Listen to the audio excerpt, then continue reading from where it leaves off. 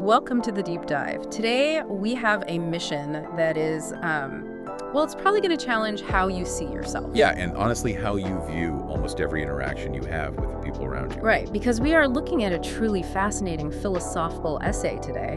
It explores the psychology of human thought, the underlying currents of determinism, and, this incredibly stubborn illusion we all seem to walk around with. Illusion of absolute free will. Exactly, the illusion of absolute free will.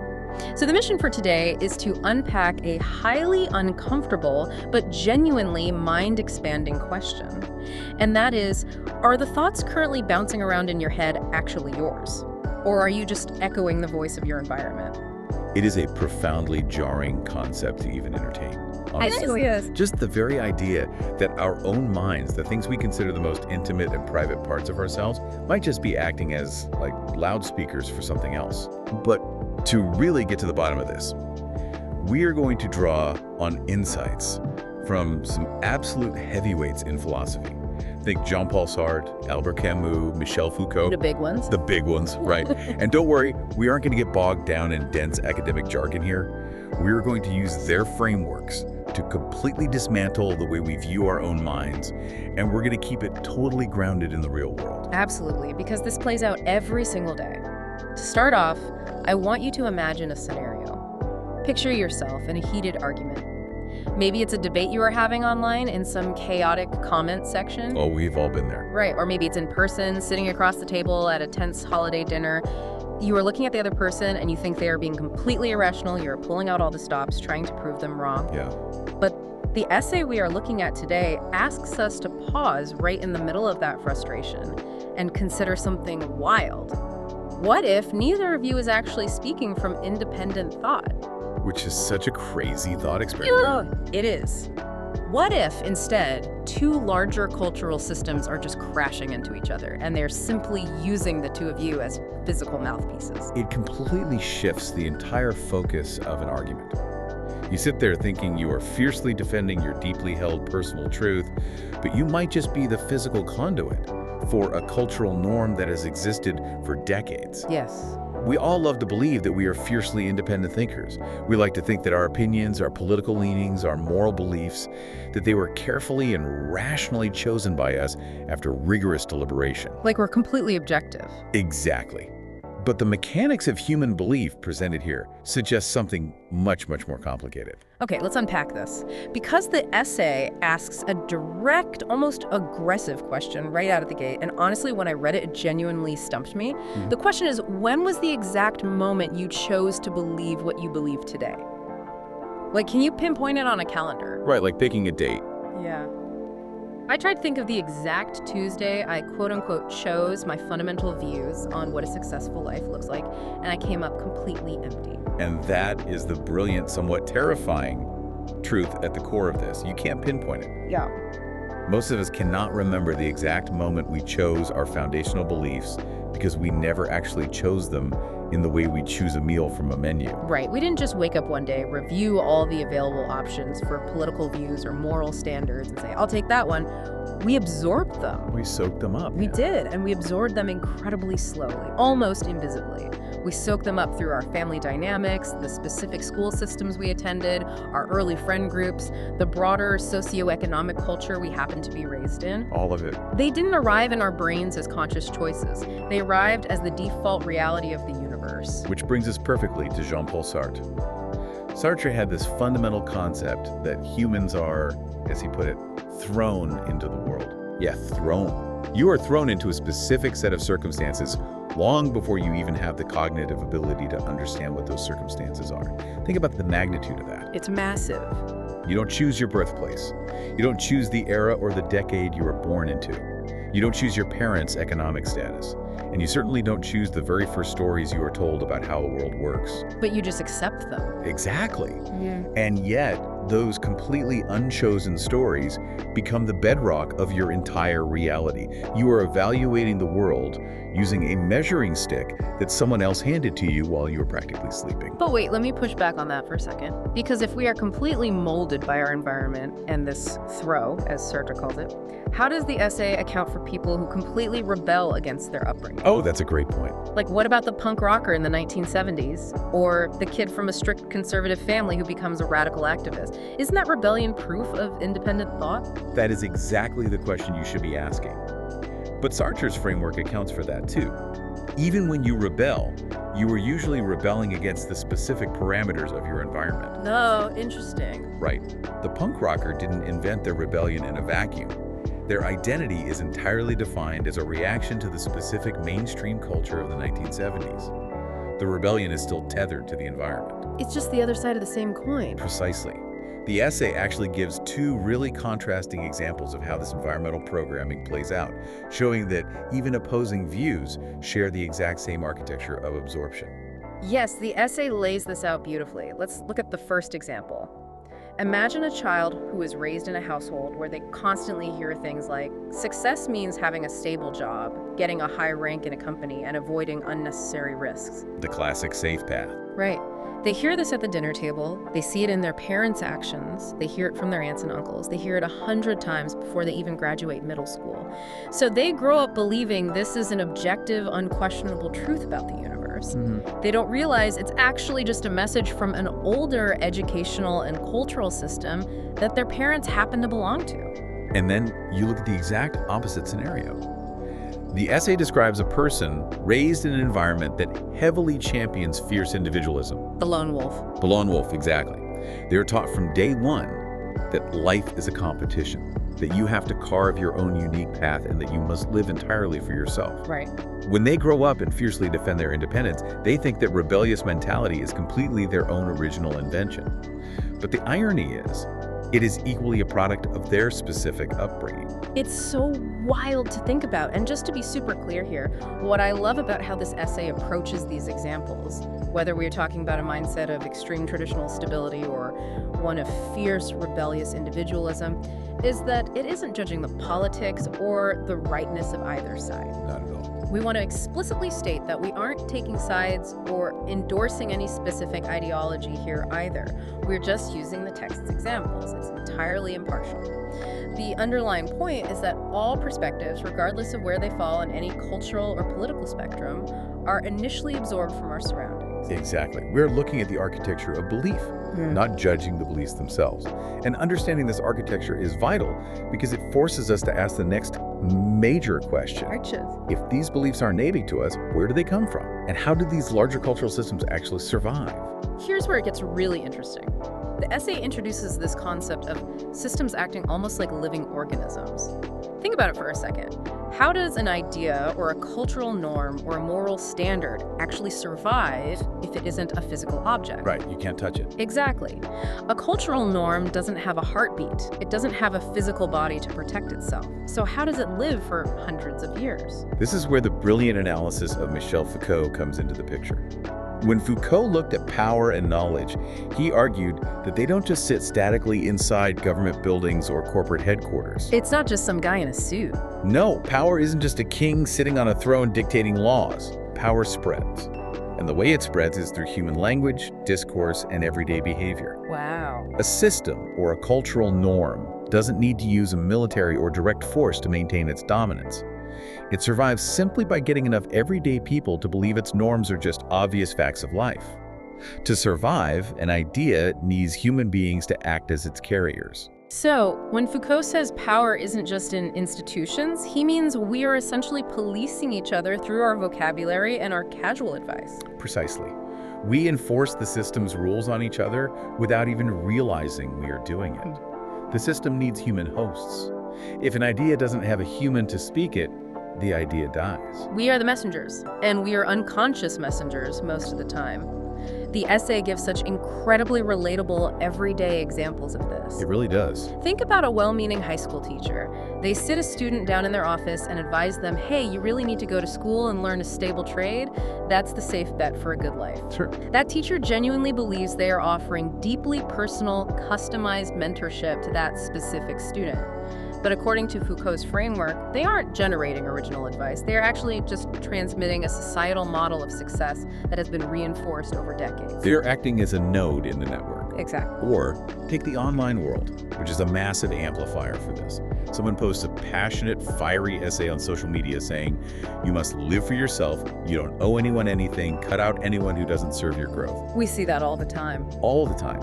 And to the person typing that, it feels like a deeply personal, earth-shattering revelation.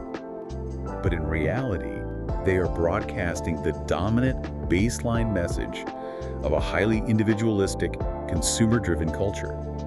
They are doing the system's PR work for free, without even knowing it. It's a little terrifying when you frame it like that. I've definitely caught myself repeating a talking point in a conversation and suddenly realizing, wait, I read that exact phrasing in an article 2 days ago. I didn't invent this thought. If we connect this to the bigger picture, when we are fiercely defending a viewpoint, getting totally red in the face about it, slamming our hands on the table, we might just be acting as a conduit. We are fighting a battle on behalf of a system that existed long before we were born, simply because the system needs us to speak for it. Because without our human voices, that system ceases to exist. But realizing that you might just be a transmission channel for a cultural norm that is not a comfortable realization at all. Have you ever looked in the mirror and genuinely wondered how much of your personality is actually yours? That's a heavy question. The essay actually has a specific term for this sudden, unsettling realization. It calls it the existential drop. It's that stomach-sinking moment when you start seriously doubting your own autonomy. You think, wait, is anything in here actually mine, or am I just a collage of other people's ideas? It is a profound, almost paralyzing discomfort. And this is where the philosopher Albert Camus becomes incredibly relevant. Camus wrote extensively about this exact anxiety. He knew all about the existential dread. Oh, absolutely. He observed that the sheer terror and deep insecurity of having to actually think for yourself, of having to construct your own meaning from scratch, is so overwhelming that people will do almost anything to avoid it. So, what do we do when faced with that existential drop? We fall back on what Camus calls ready-made answers. Ready-made answers, like pulling a frozen dinner out of the microwave instead of cooking from scratch because it's just easier. Exactly. Camus actually referred to this reliance on ready-made answers as a form of philosophical suicide. Wow, that's intense. It is. Instead of sitting with the void of not knowing, instead of doing the exhausting work of interrogating reality, you kill off your own inquisitive mind. You let the system do the thinking for you, because the certainty of a prepackaged script feels infinitely safer than the ambiguity of real life. It's putting your brain on autopilot to avoid the turbulence. But the essay explicitly warns us about the danger of living by these unexamined scripts. It outlines some really devastating life traps that happen when you just blindly follow the ready-made answers. What's a good example of that from the text? Well, for instance, the person who works relentlessly, they are pulling 80-hour weeks, missing their kids' birthdays, entirely sacrificing their physical and mental health to get rich. Why? Because the cultural script they absorb says success equals extreme wealth. And then they achieve it. They get the money, they get the house, and they feel entirely crushingly empty. And the tragedy is they feel empty because they never once paused to ask if that goal was actually theirs. And the essay provides the mirror image of that exact same trap. Think about the person who sacrifices absolutely everything for the collective. They put everyone else's needs first. They martyr themselves for their family or their community because their specific cultural script told them that absolute self-sacrifice is the ultimate, unquestionable virtue. Yes. Then one day, they're 60 years old, they wake up and they realize they never once asked what they actually wanted out of life. In both of these cases, the tragedy isn't necessarily the specific choice they made. The real tragedy is that they never truly made a choice at all. They were just running the software program that was installed in them. And we use these societal scripts all the time. We use them as literal shields in our daily conversations to protect ourselves from having to actually think. The essay breaks down how we use these broad phrases to just shut down complex realities. Oh, totally. You hear it everywhere, probably at every family gathering.